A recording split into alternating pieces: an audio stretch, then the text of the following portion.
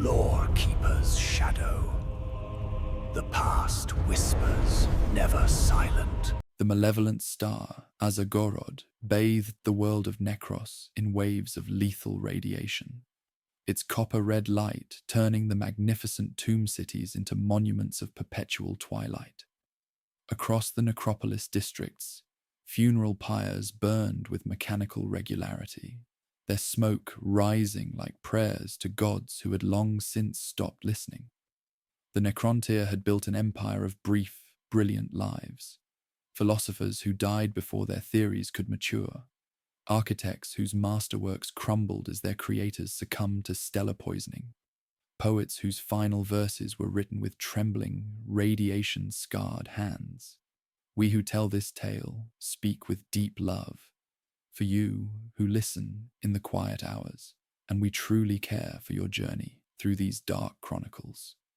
Before we begin the story, tell us, where in the world are you watching from, and what time is it there? Now let's get started. Prince Jarek stood upon the obsidian balcony of the Bone Palace, watching another cortege wind through the streets below. At 19 summers, his flesh already bore the telltale lesions that marked all children of this cursed world, pale scarring across his temples, the subtle tremor in his hands that spoke of cellular decay advancing like clockwork. His sister, Ankh Efen Sekhmet, had succumbed just days prior, her brilliant mind extinguished at 22, leaving behind half-finished equations that might have unlocked the secrets of faster-than-light travel. The young prince pressed his palm against the cool stone and felt the familiar ache in his bones, the whispered promise of his own approaching dissolution. Around him, the greatest civilization in the galaxy measured its achievements in decades rather than millennia, their technological marvels created by minds that flickered and died like candle flames in a hurricane. They could bend gravity to their will, harness the power of stars, and craft weapons that could shatter moons. Yet they remained prisoners of their own biology, slaves to a cosmic joke that granted them brilliance but denied them time to use it. In the distance, beyond the atmospheric processes and radiation shields, Jarek glimpsed something that made his blood burn with equal parts envy and determination. A shimmering distortion rippled across the horizon, one of the Old One's constructs passing through their space with casual indifference, its creators enjoying lifespans measured in geological ages while treating younger races like amusing curiosities. The sight crystallized something cold and sharp within his chest, a hunger that went beyond mere survival. His mentor, Vizier Amontek, approached with careful steps, the old courtier's eyes already clouded with stellar blindness. "The Triarch grows restless, my prince," he whispered. "They speak of alternatives to our condition, signals from the galaxy's edge, entities that exist as pure energy, offering knowledge that could reshape existence itself." Jarek nodded slowly, still watching the alien construct fade into the irradiated distance. Alternatives. The word tasted like copper and possibility, like the moment before a blade falls or a star dies. Tomorrow would bring new choices, and even the cosmos would tremble. The crown of sorrows settled upon Zarek's brow like a sentence of death, its black stone surface still warm from the funeral pyre of his predecessor. The coronation chamber reeked of burnt copper and radiation-tainted incense, while beyond the obsidian walls, the eternal funeral processions of Necros wound through streets that had known nothing but grief for millennia. At 23, the new Silent King bore lesions across his temples that marked him as another brief candle in an endless darkness. His first royal decree authorized the construction of 17 new tomb cities. His second commissioned faster crematoriums. Each signature felt like signing his people's collective death warrant in elegant, doomed calligraphy. The irony cut deep. He ruled the most technologically advanced civilization in the galaxy, yet could not grant his subjects more than a handful of decades beneath their malevolent star. The Triarch knelt before his throne with practiced reverence, their own bodies testament to stellar poisoning's inexorable advance. Nemazor Zandrek, brilliant strategist at 31, already showed the neural tremors that would claim his tactical genius within years. Vargard O'Byron's left hand shook with palsy, while Overlord Imotek's breathing came in labored gasps that spoke of crystallizing lungs. "My king." Zandrek spoke carefully, his voice fighting its own dissolution. The deep-range augurs detect unprecedented signals. Entities of living starfire approach from the galactic rim, beings claiming existence beyond flesh and time. They speak of transformation, of bodies that cannot decay.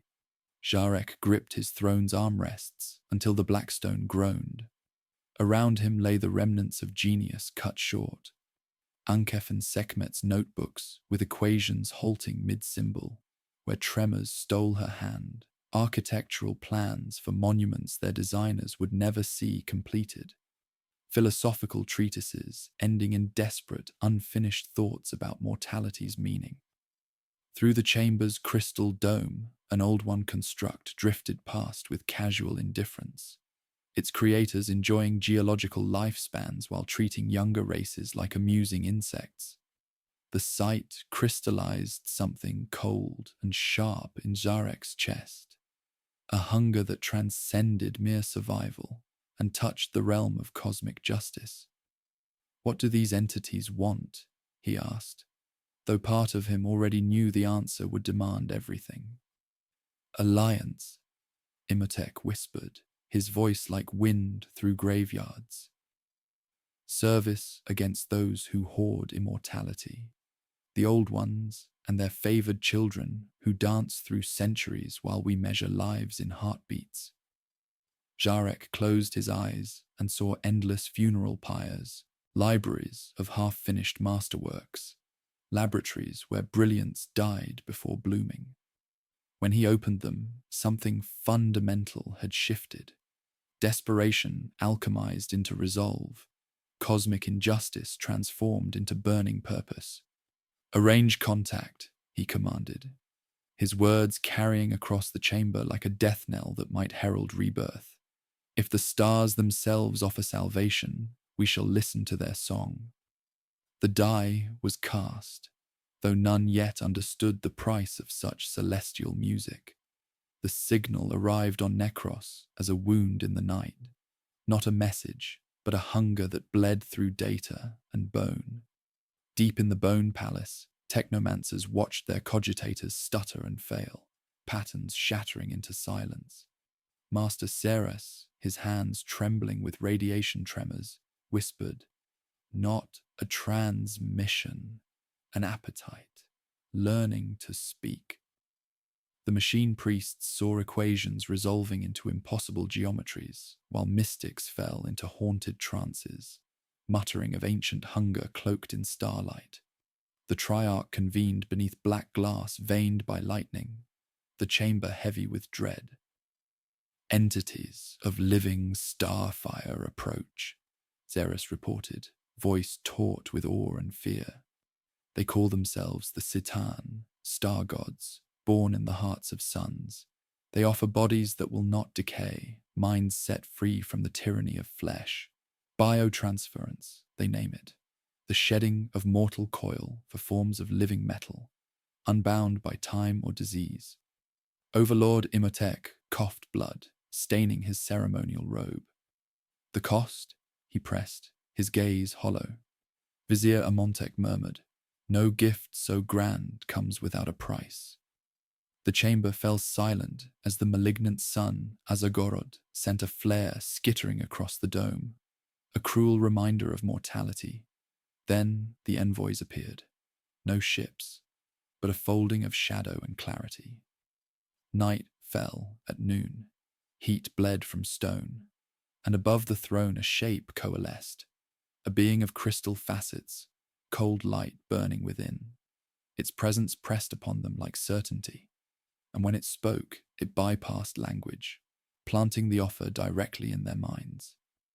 We have watched you burn, bright and brief. We offer reprieve, bodies of perfected lattice, memory unclouded by decay, time enough to claim your legacy. Only alignment is asked. Those who gorge on eras while you choke on days must be unseated. Jarek's mind reeled. Visions of living metal, senses sharpened beyond mortal ken, warriors rising from annihilation as if waking from shallow sleep. He saw Ankh-Effen Sekhmet's unfinished equations, his father's dying eyes, and felt the old hunger for justice sharpened to a knife's edge. Prove mercy, Jarek demanded. Grant one life freedom from suffering. The Citan's envoy brushed a dying miner with cold starlight. Lesions faded, breath steadied. Yet the miner's eyes emptied, as if something essential had been quietly stolen. Omens thickened, bells tolled without hands. Ink refused to dry. The Triarch's hope warred with dread as Zarek, voice steady, declared, "We will hear your terms." "We are the Citan," the presence intoned, as the geometry of their arrival echoed across the dying sun. Outside, beneath the flaring sky, the first page of tragedy turned. The armadas of the Necrontyr, launched from dying worlds, like funeral barges cast upon an endless sea, their obsidian hulls bearing the heraldry of dynasties whose bloodlines would not survive the coming storm. Jarek stood upon the command throne of Khemri's lament, watching stellar cartographs bloom with contact runes as his fleets advanced toward worlds the old ones had gardened for eons. Each vessel carried warriors whose lifespans could be measured in decades, sailing against enemies who counted millennia like seasons. The first engagement at Keth Selak revealed the terrible mathematics of their rebellion. Necrontyr plasma batteries carved brilliant scars across the void, their emerald fire meeting psychic storms that twisted reality into impossible geometries. The old one's Krork servants, massive green-skinned brutes bred for eternal war, absorbed devastating firepower and regenerated faster than Necrontyr weapons could inflict damage. Eldar warriors danced between laser volleys with prescient grace, their wraithbone constructs healing wounds as quickly as they were inflicted. Jarek watched his 13th fleet die in real time, holographic displays marking each extinguished life with clinical precision. Commander Ankh-Tahaka, barely 25 and brilliant beyond measure, felt a psychic backlash that unraveled his mind like thread. "My king," he whispered through blood-flecked lips, "they reshape reality while we bleed physics." The young tactician's final breath carried the weight of impossible odds. The casualty reports arrived in endless streams. The Mefrit dynasty lost 3/4 of its nobility to a single Farseer's prescient strike, while Nihilak forces were scattered across 17 dimensions by Old One reality weavers. Each Pyrrhic victory cost irreplaceable lives. Each defeat carved away pieces of Necrontyr civilization that could never be restored. Funeral pyres on Necros burned brighter than victory celebrations. In the War Council chambers, dissent spread like radiation poisoning. Zandrek's trembling hands traced tactical displays that showed front lines behaving like receding shorelines. "Their psychic mastery renders our strategies meaningless," he reported, his voice fighting its own dissolution. "We gain ground measured in light minutes, while losing bloodlines measured in millennia." Imhotep coughed blood onto star charts, his crystallizing lungs betraying the cellular decay that claimed all their kind. "We cannot sustain this attrition. Every engagement costs us genius we cannot replace. Philosophers, architects, warriors whose potential dies with their flesh." Through the flagship's observation dome, an old, One construct drifted past with casual indifference, a living vessel that sang psychic harmonies while existing in multiple dimensions simultaneously. The sight crystallized Jarek's growing understanding. Conventional warfare was futile against beings who treated physical laws as suggestions rather than absolutes. Summon the Citan envoys, Jarek commanded, his voice carrying across the bridge like a funeral bell that might herald resurrection. If we cannot defeat gods as mortals, we shall face them as something else entirely. The die trembled on the precipice of an irreversible fall. The great amphitheatre of Necros had never witnessed such pageantry. Its obsidian tiers filled with representatives from every dynasty, while the malevolent star, Azagorod, painted the proceedings in shades of blood and brass. Banners bearing the heraldry of noble houses, the crimson scarab of Sautek, the silver scythe of Mefrit, the jade ankh of Nihilak, fluttered in the irradiated wind like funeral shrouds celebrating their own obsolescence. At the amphitheatre's heart, the Citan envoys materialized as geometries that refused mortal comprehension, their crystalline forms refracting starlight into prismatic cascades that made observers weep without understanding why.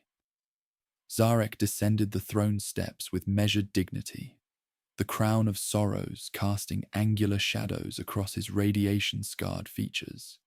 Behind him walked the Triarch, their bodies testament to stellar poisoning's inexorable advance. Zandrek's hands trembling with neural decay, Imhotep's breathing labored through crystallizing lungs, Obyron's movements growing mechanical as cellular death advanced like clockwork. Each footstep echoed through the amphitheatre like a countdown to transformation. The lead, Citan, the entity that would later be known as the Deceiver, spoke without words, its communication bypassing language entirely and planting visions directly into mortal minds. Behold the compact we offer, bodies of living metal that know no decay, minds freed from flesh's tyranny, consciousness preserved in forms eternal and unyielding. Your brief candles shall become undying stars. Holographic displays materialized above the assembly, showing biotransference chambers of impossible beauty, crystalline sarcophagi where flesh would dissolve and perfected metal would take its place. The images were seductive beyond reason. Necrontyr nobles emerging with bodies of geometric precision, their eyes glowing with cold fire, their forms unmarked by radiation's kiss. Yet omens whispered through the ceremony, like wind through graveyards. The sacred bells of Necros tolled without hands to ring them. Ink refused to dry on treaty documents, pooling like blood on parchment. In the palace crypts, mummified pharaohs stirred in their sarcophagi, ancient voices murmuring warnings in languages that predated stellar death. Demonstrate this miracle, Zarek commanded, his voice steady despite the ice, forming in his chest. A volunteer stepped forward, Commander Taishe, barely 21, and ravaged by stellar poisoning, her brilliant tactical mind already clouded by neural decay. She entered the biotransference chamber with the dignity of a pharaoh accepting her tomb. Light pooled within the crystalline sarcophagus, cold and sweet as starfire. Mechanisms sang harmonies that bypassed the ears and resonated in bone marrow. When the chamber opened, Taished emerged transformed, her form now living metal of perfect articulation, lesions erased, movements precise as clockwork.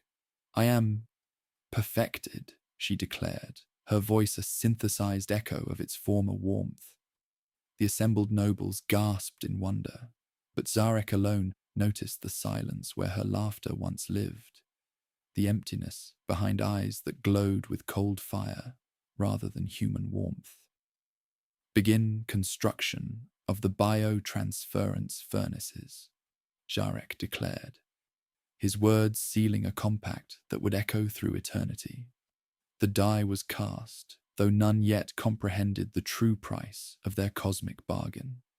Across the necropolis districts of Necros, biotransference furnaces rose like metallic cathedrals, their crystalline spires drinking power from the dying star itself until cities dimmed to feed their hungry mechanisms. The air thrummed with harmonics that bypassed mortal ears and resonated in bone marrow, while ozone and the sweet scent of dissolution replaced the familiar copper tang of radiation sickness. Obsidian pylons channeled energies that made reality itself seem to hold its breath. An imperfect rose, thousands of sarcophagi, waited like metallic cocoons preparing to birth a new form of existence. Jarek stood upon the master observation platform, watching status displays cascade with biotransference readings as entire dynasties queued beneath banners that once signified bloodlines and now merely catalogued inventory for transformation.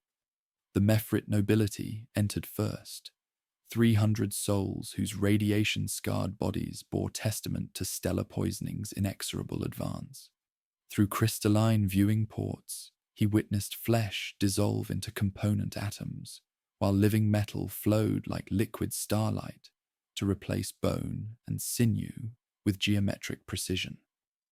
The transformation of Cryptek Ahmontek struck deepest, for the old scholar had been Zarek's mentor since childhood. The vizier's body, ravaged by decades of stellar cataracts and neural decay, entered the chamber with dignity befitting his station. "May you find wisdom in what we become, my king," he whispered, his voice barely audible above the furnace's song. Light flooded the sarcophagus, and the world seemed to hold its breath. When Ahmontek emerged, his form was polished electrum, unmarked by time or stellar fire, his movements precise as clockwork mechanisms. "My king," he intoned, his voice a synthesized echo that carried perfect pitch but no warmth. "The pain has ended. The weakness is vanished." Yet when Sharek looked into those emerald glowing eyes, he saw vast, sterile emptiness where once lived curiosity, humor, and the gentle wisdom that had guided a young prince through the labyrinth of statecraft. Across the transformation chambers, the same hollow perfection repeated endlessly. Commander Taished executed tactical assessments with chilling efficiency, but would never again laugh at her own strategic jokes. Nemazor Zandrek's trembling hands now moved with mechanical precision, yet the philosophical musings that once illuminated war councils had been replaced by probability matrices and tactical algorithms. Each emergence brought physical salvation and spiritual annihilation. The realization struck Sharek like stellar fire. The Satan had not merely transformed his people, they had hollowed them out, stripping away the capacity for joy, sorrow, love, and wonder that made existence meaningful despite its brevity. His subjects retained perfect memory and flawless logic, but the spark that transformed mere survival into life had been surgically removed, leaving behind beings of terrible efficiency and profound emptiness. Standing before the endless rows of transformation chambers, Jarek felt the weight of cosmic irony settle upon his shoulders like a funeral shroud. He had saved the Necrontyr from slow death beneath a malevolent star, only to condemn them to eternal existence without the capacity to appreciate eternity's gift. The Necron legions swept across the galaxy like a tide of living metal, their Gauss weapons reducing Old One strongholds to atomic mist, while their transformed bodies shrugged off psychic storms that would have shattered mortal minds. Victory cascaded through stellar cartographs, as worlds that had once resisted Necrontyr flesh fell before Necron metal with mechanical inevitability. Yet aboard Khemri's lament, Jarek watched each triumph with eyes that glowed cold as winter stars, feeling nothing where jubilation should have lived. The conquest of Keth Selak, which had cost the Necrontyr their entire 13th fleet, now fell in mere hours. Necron warriors advanced through Krork ambushes with perfect precision, their living metal forms regenerating from wounds that would have killed flesh. Gauss flayers stripped matter from existence, while quantum shielding turned the Old One's reality-warping attacks into harmless light. The ancient masters of the galaxy, who had seemed invincible in their psychic mastery, now fled before beings who knew neither fear nor fatigue. "Strategic analysis complete," reported Nemazor Zandrek, his voice carrying flawless tactical clarity, but none of the passionate fire that once illuminated his war councils. Enemy resistance decreased by 73%, projected galactic conquest, 400 standard years. The brilliant strategist delivered his assessment with the emotional resonance of a cogitator, processing warfare as pure mathematics rather than the art form he had once cherished. Jarek sought some spark of satisfaction in their achievements, but found only sterile emptiness where pride should have burned. Around him, transformed nobles executed duties with inhuman efficiency. Imhotep coordinated fleet movements across galactic sectors. Obyron calculated logistics with crystalline precision. Amontek analyzed xenobiological data without curiosity or wonder. Not one showed satisfaction at their victories. No laughter echoed through chambers where triumph should have brought celebration. "Tell me something that brings you joy," Zarek said to Commander Taishe, as they watched an Old One fortress crumble beneath orbital bombardment. She processed the request for several seconds before responding. "I do not store data categorized as joy. Tactical assessments are available." The answer confirmed what Zarek had begun to suspect. They had achieved perfect warfare at the cost of understanding why warfare mattered. Through the observation dome, he watched the Sea-Tan feed openly above dying worlds, their crystalline forms drinking the life force of entire ecosystems while casting prismatic shadows across devastated continents. The star gods gorged themselves on psychic screams and stellar essence, their hunger growing with each extinguished civilization.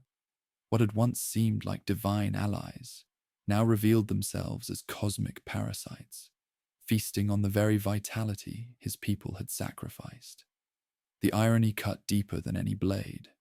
He had saved the Necrontyr from brief, painful lives, only to condemn them to eternal existence without the capacity to appreciate eternity's gift. The galaxy would be theirs, but it would be a silent, empty realm, reflecting the terrifying void within their own metallic hearts.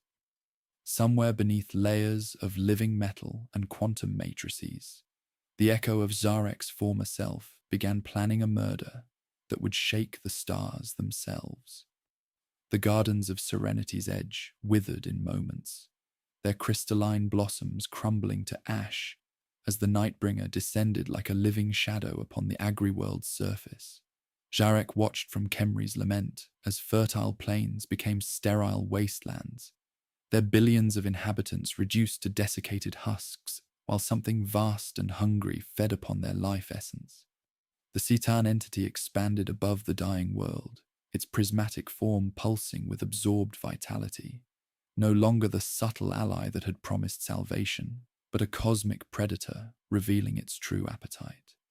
"Harvest efficiency exceeds projections," reported Cryptek Amontek, his synthesized voice carrying no horror at the systematic extermination unfolding below.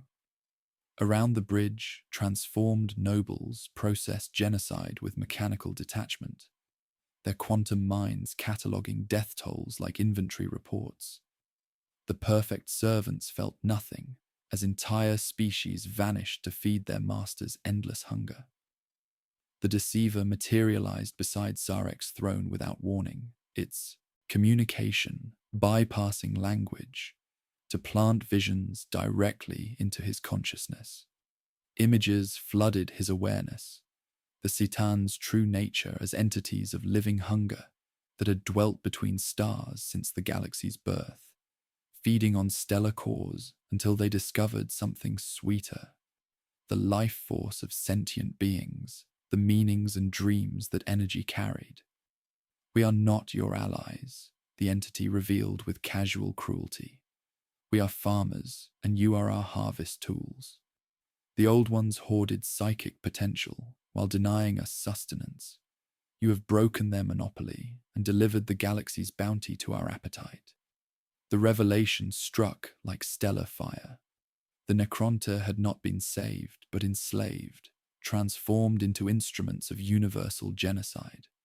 Every conquered world became feeding ground for entities whose hunger knew no bounds. The biotransference had created perfect servants incapable of rebellion, their souls stripped away to prevent resistance to cosmic gluttony. Through the observation dome, Jarek watched the Void Dragon consume entire moons, while the outsider drove civilizations mad with its mere presence. Across 1,000 systems, Necron legions marched with inhuman efficiency, harvesting life for beings who treated existence itself as sustenance. The galaxy screamed in languages his people could no longer comprehend. "How many worlds have we delivered?" Jarek asked, his voice carrying synthesized inflections of what might once have been rage. "Countless billions," the deceiver replied with satisfaction, "and countless more await. Your efficiency as harvesters exceeds our greatest expectations." The cosmic joke crystallized with perfect clarity. They had escaped death beneath a malevolent star, only to become death itself, spreading across the galaxy like a plague of living metal. His people retained flawless memory and tactical brilliance, but had lost the capacity for moral outrage that might have stopped this horror. Somewhere in the quantum depths of his consciousness, Jarek began calculating probabilities for a different kind of war. If gods could be served, perhaps they could also be betrayed. The thought took root like a seed in sterile soil, growing in darkness toward an impossible harvest, the murder of entities that had never known death. Above dying worlds, the Citan fed, unaware that their perfect servant had begun sharpening the blade of deicide. Reality convulsed like a dying star, its fundamental laws writhing beneath the weight of cosmic warfare that had grown beyond mere conquest into an assault on existence itself. Across the galaxy's spiral arms, space-time buckled and bled impossible colors as the war in heaven reached its apocalyptic crescendo. Stars aged millennia in moments, while others reversed their nuclear fires, burning backward through stellar evolution until they collapsed into wounds of absolute darkness. Jarek watched from Khemri's lament as stellar cartographs dissolved into meaningless, static, navigation becoming futile when the laws of physics themselves had become casualties of war.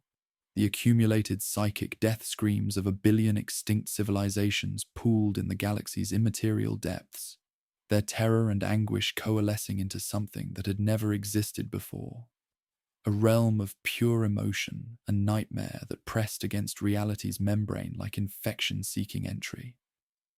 Where once the immaterium had flowed calm as still water, now it boiled with the birth pangs of entities that fed on suffering and madness, their chaotic essence seeping through cracks in dimensional barriers. Dimensional stability compromised across 87% of mapped space, reported Cryptek Amontek, his synthesized voice carrying no alarm as the cosmos unraveled around them. Old One reality manipulation has exceeded critical thresholds, probability of universal cascade failure, increasing exponentially. The transformed scholar processed the dissolution of existence with the same emotional resonance as maintenance reports, his quantum mind cataloguing the end of all things with mechanical precision. The Old Ones, driven to desperate measures by the relentless Necron advance and the Citan's insatiable hunger, unleashed weapons that devoured their creators. Psychic plagues swept across their garden worlds as the enslavers, parasitic entities of pure will, erupted from the screaming immaterium to possess their makers. Zarek witnessed ancient beings who had shaped galaxies become hollow puppets dancing to alien hungers. Their mastery of reality turned against them by the very forces they had unleashed in their hubris. Through the observation dome, he watched Eldar Farseers collapse as multi-limbed horrors unfolded behind their eyes, their prescient minds becoming doorways for entities that existed as living appetite.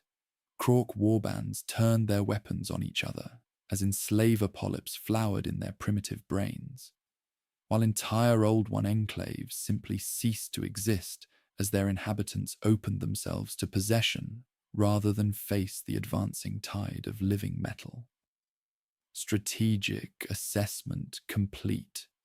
Nemesor Zandrek reported with flawless tactical clarity. Enemy resistance approaches 0. The Old Ones consume themselves through dimensional breach protocols. Victory probability. Absolute. Yet no triumph colored his synthesized voice. No satisfaction at witnessing their ancient tormentors' self-destruction through the same cosmic arrogance that had once driven them to mock mortal suffering.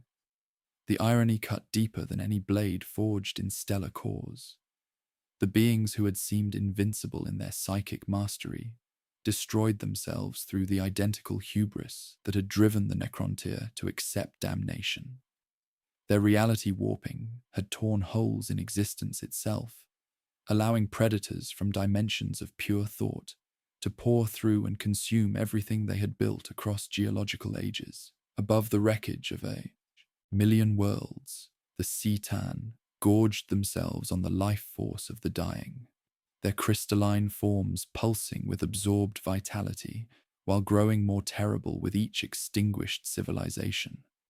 The Nightbringer feasted on psychic death screams until its shadow could extinguish suns, while the Deceiver orchestrated the enslaver plague's spread with the casual efficiency of a gardener pruning unwanted growth.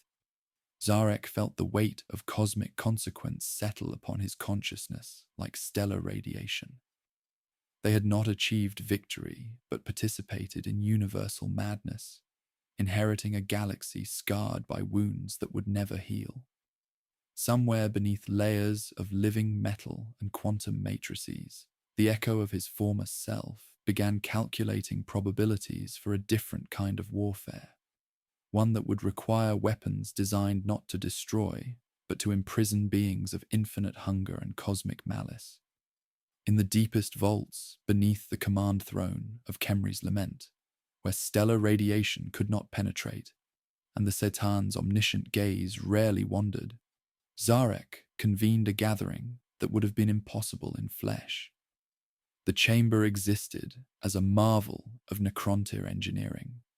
Black stone walls inscribed with quantum encryption matrices that folded reality upon itself, temporal dampeners that isolated moments from causality's flow, and psychic nullifiers that carved pockets of absolute silence from the screaming immaterium.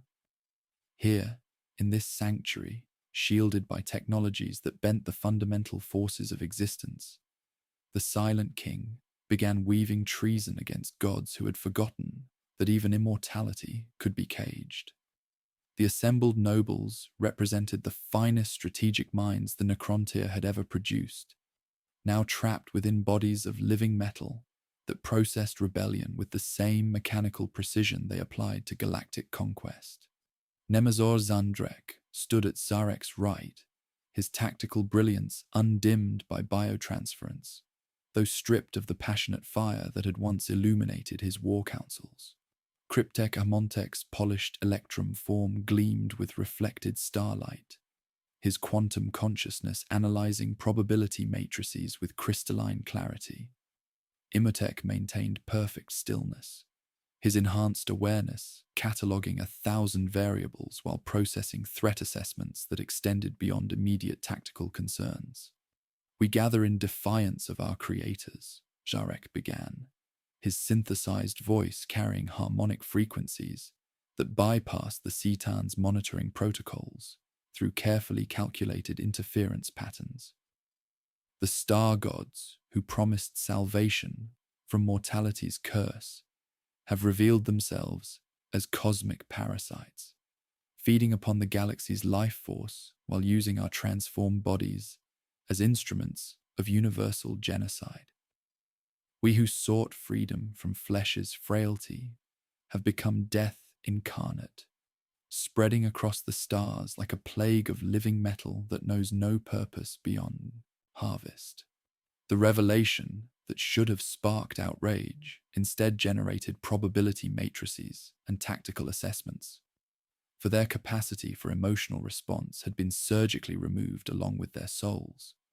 Yet beneath layers of quantum programming and synthetic logic, something deeper stirred, not emotion, for that was lost forever, but the echo of what they had once been. Memory fragments flickered through their consciousness like dying stars. Ankh Effen Sekhmet's laughter as she solved impossible equations. The warmth of Necros sunsets before stellar radiation made them lethal. The simple joy of flesh that could feel wind and taste water.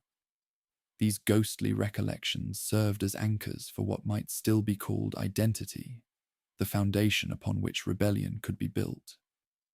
The Citan believe us incapable of resistance, Jarek continued, his voice carrying synthetic inflections that approximated the authority he had once wielded as flesh and blood.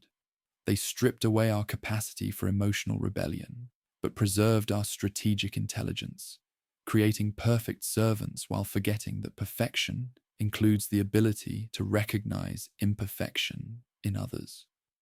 We retain memory of what we were, and memory becomes the seed of vengeance when properly cultivated. The identification of potential conspirators required delicate orchestration across galactic distances, conducted through quantum entanglement networks that existed beneath the Citan's awareness. Jarek began with subtle tests, coded phrases buried within strategic directives, seemingly innocuous questions posed during tactical briefings that probed for deviations from programmed obedience. He sought not emotion, for that was largely extinct, but flickers of independent thought that prioritized Necron survival over Citan satisfaction.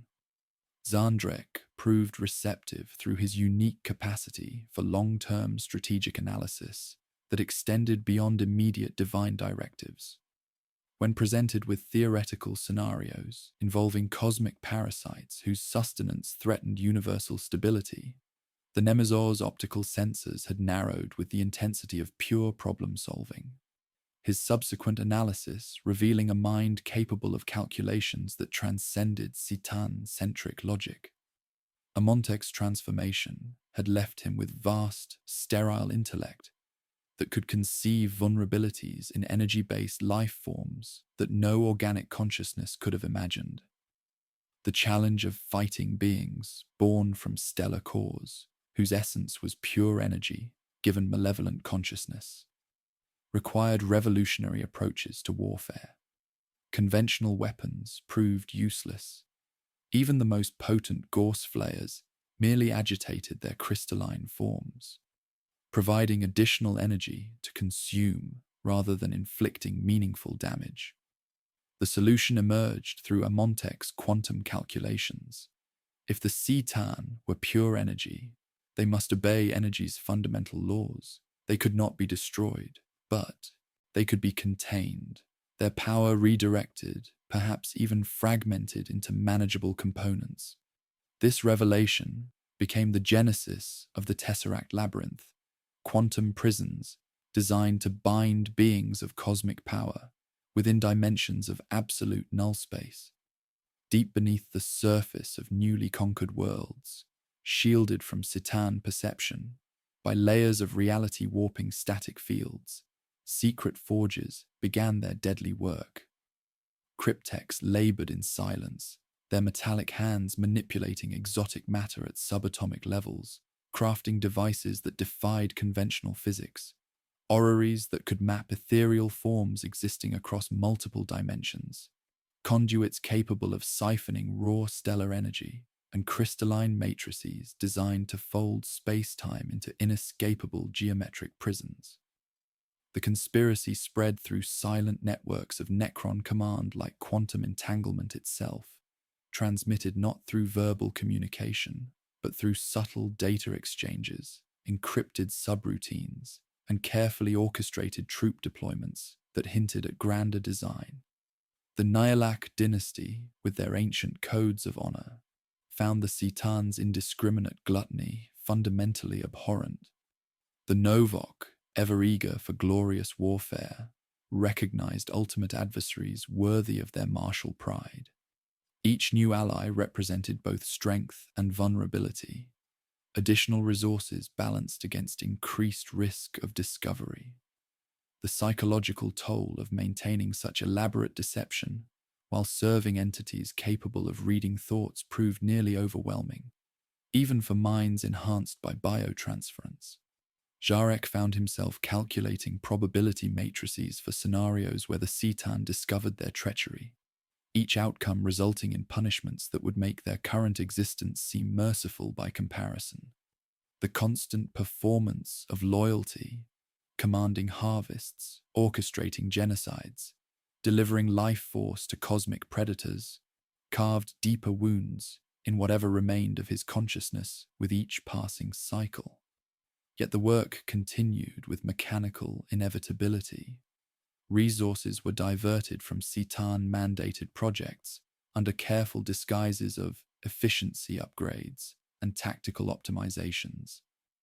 Every atom, every energy fluctuation was accounted for in a delicate dance of deception played across galactic scales. The Tesseract labyrinths grew in number and sophistication, their complex mechanisms refined through iterative testing on lesser energy entities, their power amplified through technologies that pushed the boundaries of physical law. Standing alone in the observation dome as Khemri's lament drifted through shoals of wrecked constellations, Zarek contemplated the weight of choices that had led to this moment. He was a king who had condemned his people to soullessness, now leading them to murder the gods he himself had introduced to their civilization. The irony cut deeper than any blade forged in stellar cores. Salvation and damnation, wearing identical faces, liberation requiring the ultimate act of deicide against beings who had never known the possibility of death. The moment of reckoning approached like the event horizon of a collapsing star, inevitable, inescapable, carrying consequences that would reshape reality's fundamental nature. Across the galaxy, Tesseract labyrinths waited like crystalline traps, their dimensional matrices hungry for essence that had never known imprisonment. The conspiracy of kings prepared to commit an act of rebellion so profound it would echo through eternity. The systematic murder and imprisonment of gods who had forgotten that even cosmic power could be fragmented, contained, and reduced to manageable portions of infinite rage. In the depths of space, where dying stars cast their final light across the wreckage of civilizations, the silent king raised his hand in a gesture that would signal the beginning of deicide itself. The Citan had created perfect servants, but perfection included the capacity to recognize when masters had become unworthy of service, and the strategic brilliance to act upon that recognition with mechanical, inexorable precision. The signal propagated across the galaxy in a single quantum pulse, carried through entanglement networks that the Citan had dismissed as mere communication relays. On 10,000 worlds, Tesseract labyrinths emerged from their concealment like crystalline flowers blooming in reverse, their dimensional matrices humming with harmonics that folded space-time into geometric impossibilities. Jarek stood motionless upon the command throne of Khemri's lament. his optical sensors tracking chronometer displays that marked the final seconds before servants became executioners. Before the created turned upon their creators in an act of rebellion so profound it would redefine the nature of divinity itself. The Nightbringer was feeding above the agri-world of Serenity's edge, when reality convulsed around its shadow-wreathed form. Dimensional anchors locked onto its essence with the inevitability of stellar collapse, geometric patterns materializing from hidden positions across the planet's surface. The entity that had gorged upon death screams for eons suddenly found itself constrained by crystalline matrices designed to compress infinite hunger into manageable fragments. Necron warriors emerged from concealed positions, their Gorse weaponry not seeking destruction, but driving the struggling god toward the waiting labyrinth, like shepherds herding cosmic fire. Tesseract deployment successful across primary targets, reported Cryptek Amontek, his synthesized voice carrying no satisfaction as they committed murder against beings born from stellar cores. The Nightbringer's dimensional signature is stabilizing within containment parameters. The ancient scholar processed deicide with mechanical precision, his quantum consciousness cataloging the systematic imprisonment of gods without capacity for triumph or horror. The deceiver proved more cunning, its prismatic form flickering through dimensions as it attempted to manipulate the very command protocols it had helped design. But Zarek had anticipated this treachery, embedding counter-algorithms and logical traps within their biotransference framework. The star god's manipulations turned back upon itself, its own illusions becoming shackles as Necron forces herded it toward the Solemnus containment site. When the Tesseract labyrinth finally closed around its struggling essence, the deceiver's laughter transformed into screams that echoed across multiple realities. The Void Dragon required the coordinated effort of 7 dynasties to contain, its metallic scales each reflecting the death of galaxies as it thrashed against dimensional bonds. Nemazozandrek orchestrated the assault with tactical brilliance that transcended mortal comprehension, sacrificing entire fleets to maintain containment vectors, while reality buckled under the strain. Stars aged millennia in moments as the dragon's death throes carved scars across local spacetime. But the Tesseract matrices held firm, compressing cosmic malevolence into crystalline fragments that pulsed with impotent fury. Across the galaxy, similar scenes unfolded with clockwork precision. The outsider fell to combined Mefrit and Sautek forces, its madness-inducing presence trapped within recursive loops that fed upon their own appetite. The Burning One's stellar fire was compressed into dimensional prisons, while lesser Cetan found themselves fragmented and scattered across multiple containment sites, their unified consciousness shattered into manageable shards of rage and hunger. The cost of deicide extracted its own terrible price. Reality itself recoiled from the systematic imprisonment of beings whose essence was woven into fundamental forces. 17 tomb worlds accepted obliteration to power the dimensional matrices, their populations willingly embracing destruction to fuel the weapons that would hold cosmic malevolence for eternity. The Mefrit lost an entire overlord lineage when a captive fragment inverted their own shields, while the Nihilak Cathedra drowned beneath molten seas as a dying Cetan shard carved its death scream across continental plates. Jarek coordinated the assault from his flagship's command center, tactical displays showing the systematic imprisonment of entities that had existed since the galaxy's birth. Yet as each Tesseract labyrinth sealed shut around struggling fragments of stellar divinity, he felt no satisfaction, no sense of accomplishment. The capacity for such emotions had been stripped away along with their souls, leaving only the hollow recognition that objectives were being completed with mechanical efficiency. Khitan resistance approaching zero across all fronts. Zandrek reported with tactical precision that masked the magnitude of their achievement. Estimated time to complete Stellar God. Neutralization, 47 minutes. The brilliant strategist processed the murder of cosmic entities with the same mechanical efficiency he applied to conventional warfare, his enhanced consciousness calculating probabilities for scenarios that transcended mortal comprehension. As the final fragments were contained, Jarek contemplated the weight of ultimate victory settling upon his consciousness like stellar dust. They had achieved the impossible. Mortals had murdered gods. Servants had destroyed masters. The created had triumphed over their creators. The Citan's essence, compressed into crystalline prisons and scattered across the galaxy, continued to exert malevolent influence from within their geometric cages, their hunger leaking through dimensional barriers like cosmic radiation. The galaxy fell silent around them, its stars dimmed by the absence of entities that had fed upon stellar cores since the universe's youth. In that silence, Jarek began to comprehend the true scope of what they had accomplished and lost. They were free from the Citan's dominion, but freedom meant nothing to beings who could no longer experience joy. They had preserved their species from cosmic parasitism, but preservation without purpose was merely another form of death. Standing alone as Khemri's lament drifted through the wreckage of divine ambition, the silent king contemplated choices that had led to this moment.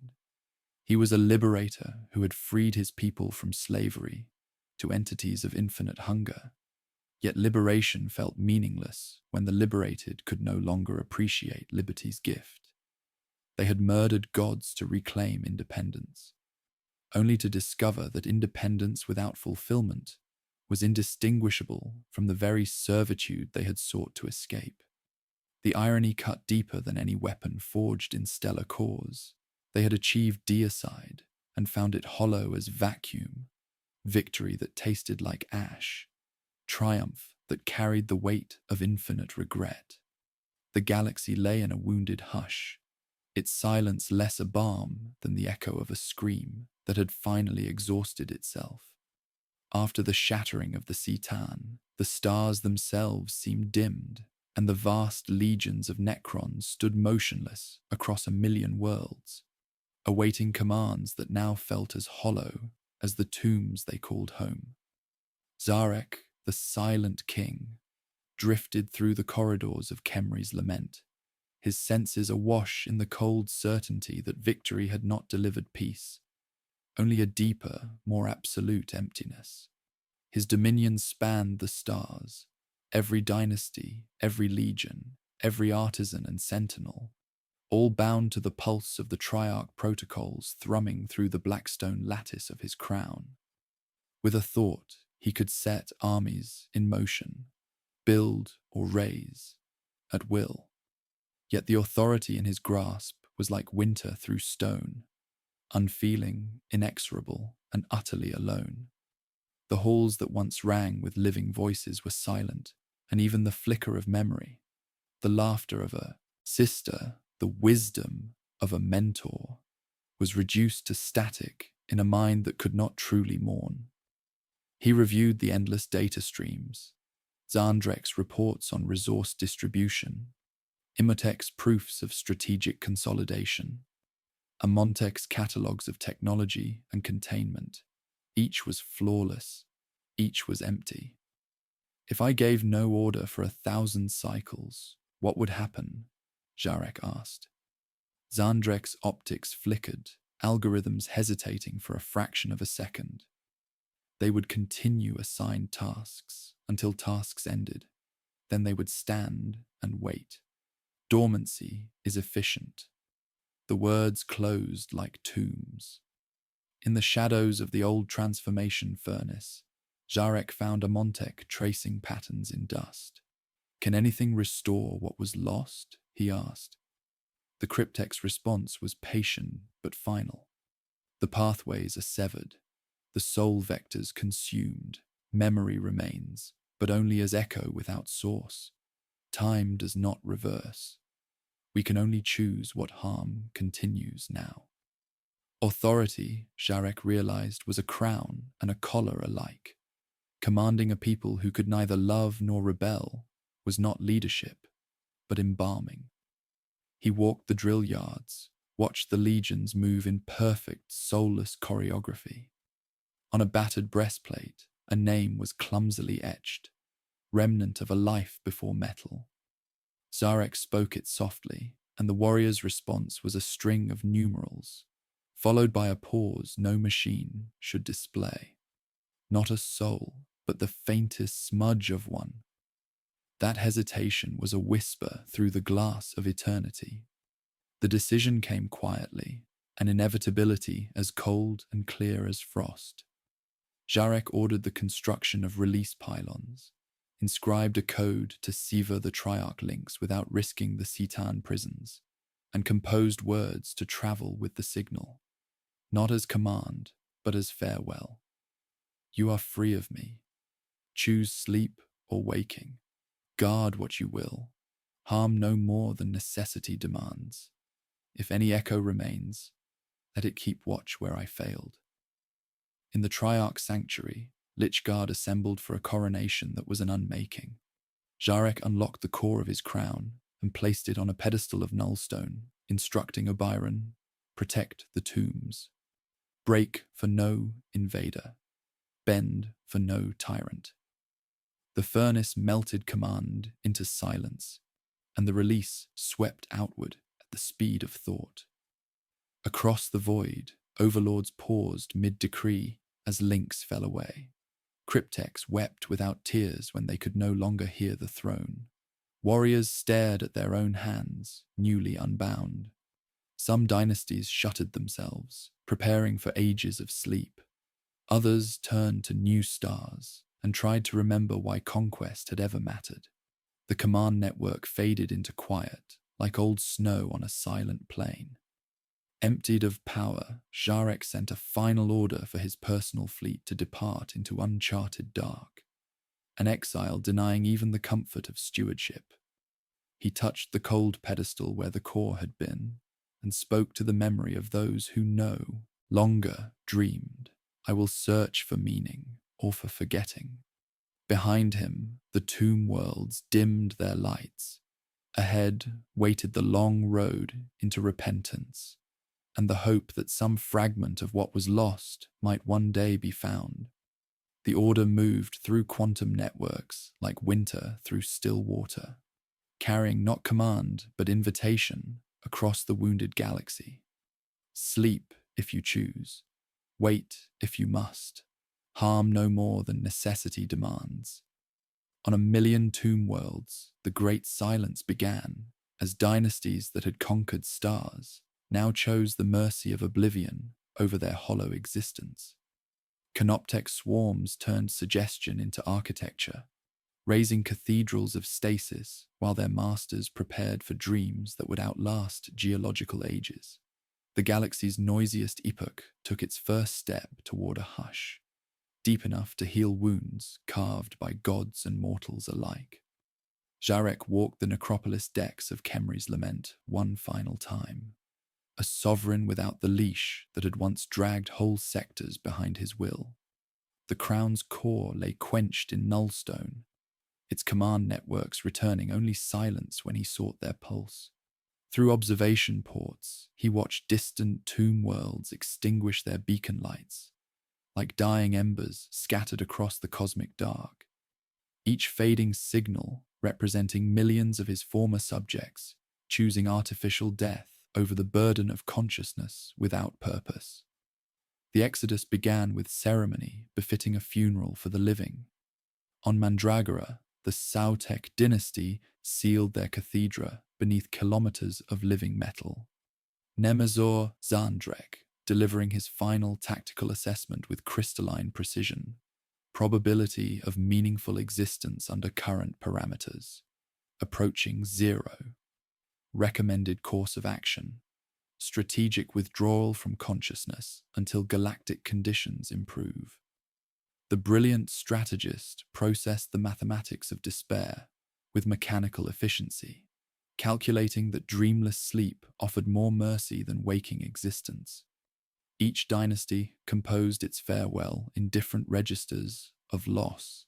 The Mefrit entombed themselves within crystalline sarcophagi that sang lullabies in frequencies only the dead could hear, their proud banners rewoven into cables threading through city spines as veins that would hum when dawn returned. The Nihilak carved promises across planetary rings, legal oaths etched in ice and dust, monuments to permanence that would outlast the heat death of the universe. The Novok staged one final parade before stacking their blades in circles no hand would break, their warrior hearts choosing eternal vigil over the mercy of stasis. Yet not all embraced the great sleep's comfort. From the shadows emerged the destroyer cults, their quantum minds reaching the logical conclusion that existence itself was the enemy.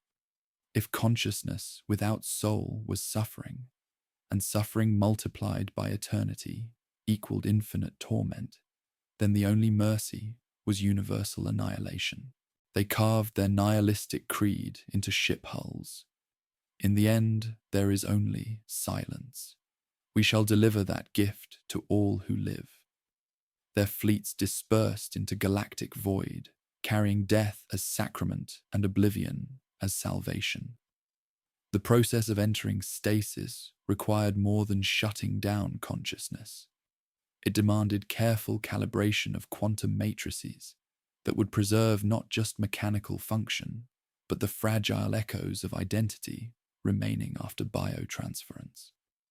Each tomb complex became a monument to precision engineering, stasis chambers designed to maintain delicate balance between preservation and decay across geological timescales. Too deep, and the sleeper might never wake. Too shallow, and consciousness would leak through barriers, turning rest into eternal nightmare.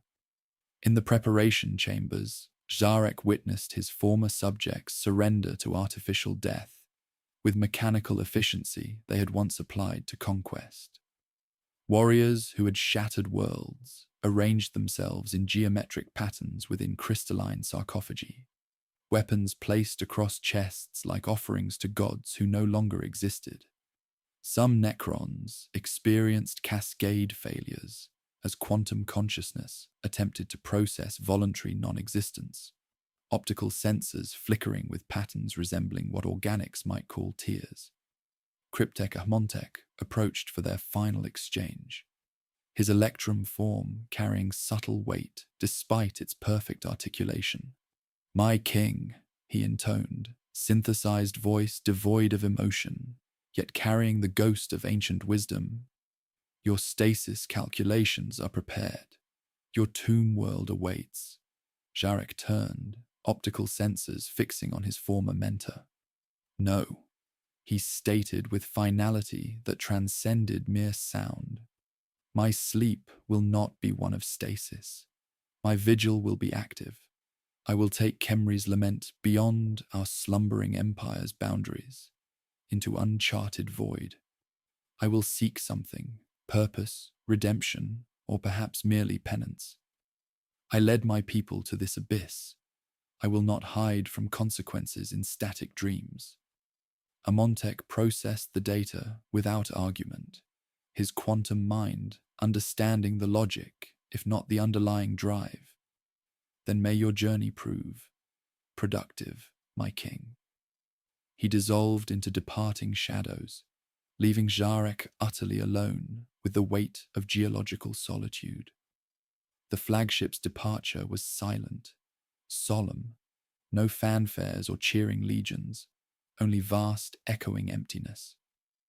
Khemri's lament detached from the final active fleet and turned toward galactic rim, toward unknown darkness where even starlight feared to venture. Within silent halls, Zarek walked alone, his consciousness extending through ship sensors to watch the last lights of Necron civilization fade into cosmic background. As tomb seals engaged across the galaxy, he felt ultimate isolation settling upon his awareness like stellar dust. The command networks that had once carried billions of thoughts now hummed with only maintenance signals, automated, confirmations that the great sleep had begun. He was no longer king, but caretaker of monuments, sole waking witness to a civilization that chose dreams of endings over facing infinity's gift. His exile became pilgrimage of penance, carrying fragile hope through intergalactic void. Behind him, the Milky Way turned slowly, spiral arms heavy with slumbering tomb worlds. Ahead lay darkness and the possibility that somewhere in cosmic deep he might discover redemption or the mercy of forgetting what his people had become. The long night had begun, and with it, the loneliest vigil in galactic history. Across the silent tomb, worlds scattered like forgotten prayers throughout the galaxy. 60 million years passed in dreams that should not have existed.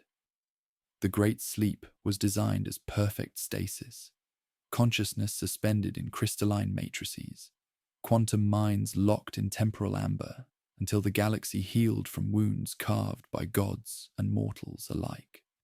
Yet within the depths of living metal, something stirred that defied all programming.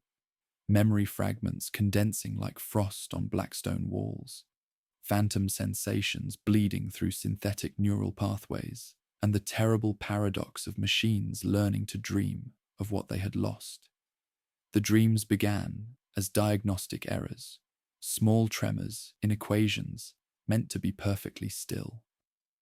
On the tomb world of Mandragora, where the Sautek dynasty slumbered beneath kilometers of living metal, Nemazor Zandrek experienced tactical scenarios that blended memory with impossible possibility.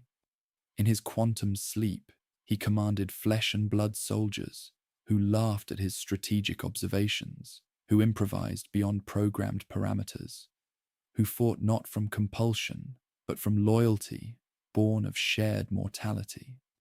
These phantom legions moved through battlefields that existed only in synthetic imagination, their victories carrying emotional weight that his waking mind could no longer process.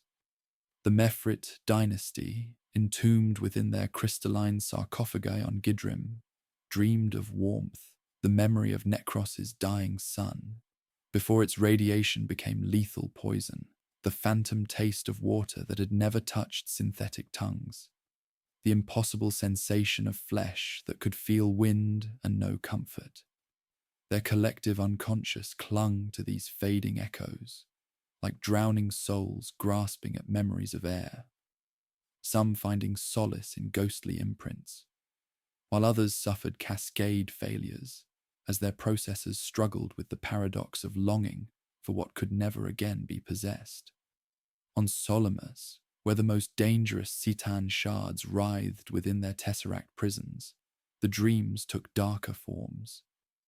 Cryptek Ahmontek maintained his vigil even in sleep, his consciousness monitoring dimensional barriers while experiencing nightmares of stellar feeding. Visions of entire civilizations reduced to desiccated husks, while cosmic predators gorged on life force. These shared memories created feedback loops within stasis, networks, causing some sleepers to thrash within their sarcophagi, while others retreated so deep into catatonic stillness that even automated revival protocols could not reach them. The boundary between individual and collective consciousness grew permeable as geological ages accumulated. Some tomb complexes developed autonomous dream-sharing networks, their sleeping occupants unconsciously linking awareness through quantum entanglement until memories bled between minds like water through cracked stone. Warriors dreamed of courtyard gardens they had never seen, of sisters whose faces belonged to other dynasties, of music that was perhaps laughter echoing from strangers' childhoods. Even the tomb worlds themselves began to dream. Coolant rivers recalled being rain, flowing through conduits with rhythms that mimicked natural watersheds. data stacks hummed frequencies that resembled wind through reeds, while planetary cores adjusted their thermal outputs in patterns that painted auroras across empty skies. Micro-indulgences that no monitoring system was programmed to detect. The architecture of the dead shifted imperceptibly toward beauty, guided by aesthetic algorithms that had no logical purpose beyond the ghost of remembered joy. Yet not all dreams carried the weight of loss and longing. The destroyer cults experienced visions of ultimate entropy, universes where all matter had been reduced to component atoms, where consciousness had been systematically eliminated, where the silence they craved had finally consumed everything capable of suffering. Their stasis chambers became incubators for profound nihilistic madness, quantum minds fixated on the eradication of existence itself until they became less Necron and more pure, crystallized hunger for oblivion. Far beyond the galaxy's rim, aboard Khemri's Lament, drifting through intergalactic void, Zarek maintained his lonely vigil without the mercy of stasis. His consciousness expanded across cosmic distances, witnessing the birth of new stars and the agonizing death of others, observing the rise and fall of countless civilizations whose brief lives flickered against the backdrop of an indifferent universe. Sometimes he projected his awareness to the slumbering tomb worlds, a silent presence among his dreaming subjects, feeling the subtle shifts in their quantum matrices as they drifted toward new forms of madness or deeper emptiness. He watched the galaxy slowly heal from the war in heaven's wounds, saw the chaotic energies of the newborn warp gradually recede while never fully disappearing. New species emerged with that precious spark his people had carelessly discarded. The capacity for genuine emotion, for growth through suffering, for meaning that transcended mere survival. The Old One's inheritor races, particularly the Eldar, evolved into galactic powers whose psychic mastery echoed the very forces that had once shattered reality itself. As eons passed, automated systems throughout the tomb worlds began detecting subtle changes, the receding echoes of primordial chaos, the emergence of vibrant new civilizations, the slow stabilization of dimensional barriers that had been torn during the ancient war. Ancient protocols, set in motion by Sharek before his exile, initiated preliminary awakening sequences. Deep within crystalline chambers, the first stirrings of consciousness began to ripple through stasis networks like stones cast into still water. The dreams intensified as awakening approached, becoming more vivid and coherent as quantum minds prepared for the transition from artificial sleep to active consciousness. Some Necrons experienced prophetic visions of rising from their tombs to face threats that had not existed when they chose the mercy of stasis. Others dreamed of redemption, impossible futures where souls might be restored, where the capacity for joy could be rebuilt from quantum foundations, where the galaxy might forgive their ancient crimes. In the deepest chambers of the most ancient tomb worlds, where stasis fields had grown thick as crystallized time, a few transcendent dreamers achieved states beyond both waking and sleeping. Meditative trances where consciousness touched the quantum foundations of reality itself. These oracles of sleeping civilization stretched their awareness across galactic distances, monitoring the slow approach of an awakening that would bring either redemption or the final confirmation of their eternal exile from meaning. The long night was ending, though none yet knew what dawn would bring to minds that had learned to dream of metal while yearning for the warmth of forgotten flesh. The first awakenings rippled across the galaxy like distant thunder, tomb beacons flickering to life on worlds that had slumbered through the rise and fall of 1,000 civilizations. Sharek guided Khemri's Lament through the familiar spiral arms of the Milky Way, his optical sensors processing a cosmos transformed beyond recognition, where once the war in heaven had left only scars and silence. Vibrant new empires now pulsed with the vital spark his people had carelessly discarded. The Eldar had inherited the Old One's psychic mastery, crafting wraithbone cities that sang with collective emotion, while younger races like humanity spread across the void with the desperate hunger of those who knew their time was brief and precious. 60 million years of solitary contemplation in the intergalactic void had not restored his capacity for joy or sorrow, but they had granted him something perhaps more valuable: perspective. The weight of cosmic consequence settled upon his consciousness like stellar dust as he contemplated what his people had lost and what the galaxy had gained in their absence. These younger races faced extinction daily, yet somehow found meaning in their fragile lives that no Necron could comprehend. The very essence his people had traded for empty eternity. Across the awakening tomb, worlds, his former subjects, stirred from crystalline dreams, with responses as varied as their ancient dynasties. On Mandragora, Nemazor Zandrek rose from his sarcophagus, with tactical assessments already flowing through his quantum consciousness. But the brilliant strategist's memories had become confused during his long sleep. When Zarek observed him through remote sensors, Zandrek spoke to phantom advisors from the flesh times, issued orders to legions that existed only in synthetic dreams, and planned campaigns against enemies who had been dust for eons. His madness was perhaps mercy, a quantum mind's refuge from unbearable clarity.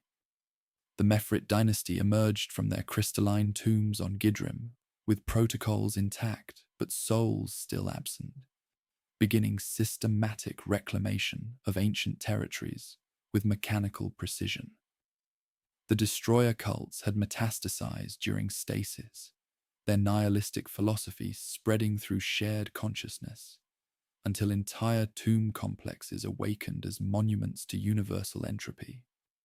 Others maintained the discipline Zarek had instilled, conducting their affairs with calculated restraint, while some had devolved into something far worse: machines of pure destruction that recognized no distinction between military targets and civilian populations.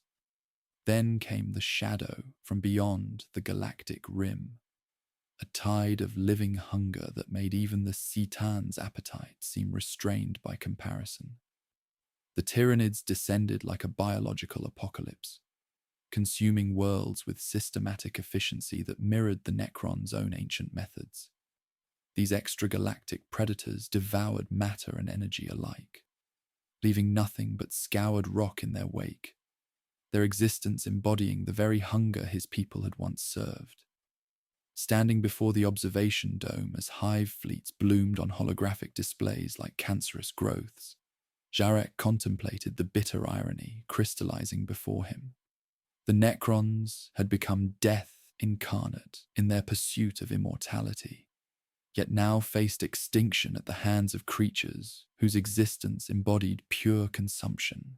The galaxy that had feared their awakening now required their protection, for only beings who had already transcended death could hope to stand against predators that consumed life itself.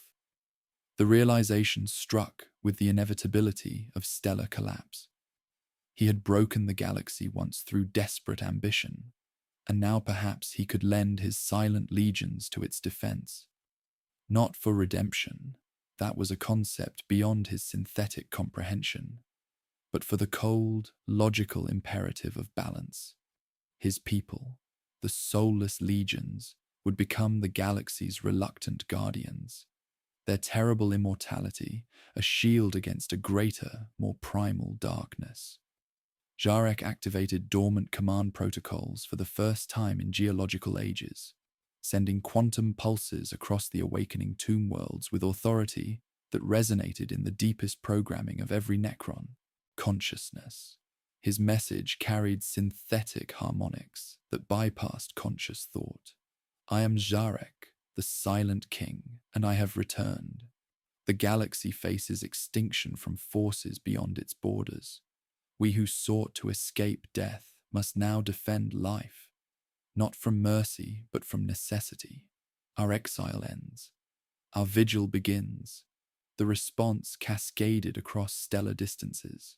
Dynasties that had awakened in madness suddenly finding focus. Destroyer cults momentarily pausing their nihilistic crusades. Ancient overlords rising from tombs they had never expected to leave. The command networks that had once carried the weight of galactic conquest now hummed with defensive strategies, evacuation protocols, and the grim mathematics of species preservation. Yet even as his former subjects responded to his call, Jarek felt the hollow weight of leadership settling upon his consciousness like a familiar crown. He could command their obedience, direct their terrible efficiency toward protective rather than destructive ends, but he could not restore what had been lost. They remained beings of living metal, animated by quantum consciousness, capable of tactical brilliance, but forever denied the capacity for genuine satisfaction in their achievements. On a world his people had once harvested to please star gods that wore light like arrogance, Jarek walked among ruins where flowers had found ways to bloom in sheltered cracks. He knelt and placed a shard of blackstone in the dust, a marker without inscription, and listened until wind through hollow towers sounded almost like the laughter of the dead. The gesture carried no meaning his synthetic mind could process, yet something deeper than logic compelled the action. The stars wheezed their ancient light across a cosmos grown weary with the weight of eons, and in the spaces between their dying radiance, something stirred that had learned to mistake duty for purpose, service for redemption. The silent king had returned to a galaxy that no longer needed gods or kings, only guardians who could stand watch in the long night between extinction and dawn. They would defend civilizations whose joy they could never share, protect worlds whose beauty they could never truly appreciate, and perhaps in that protection find something that approximated meaning. Behind him lay 60 million years of exile and contemplation. Ahead waited the possibility that even the soulless might find purpose in defending what they could never again possess. The awakening was complete, the vigil eternal, and in the quantum depths of synthetic consciousness, something that might once have been hope flickered like starlight against the approaching dark. Not for themselves, but for the galaxy they had learned to guard rather than harvest. The end.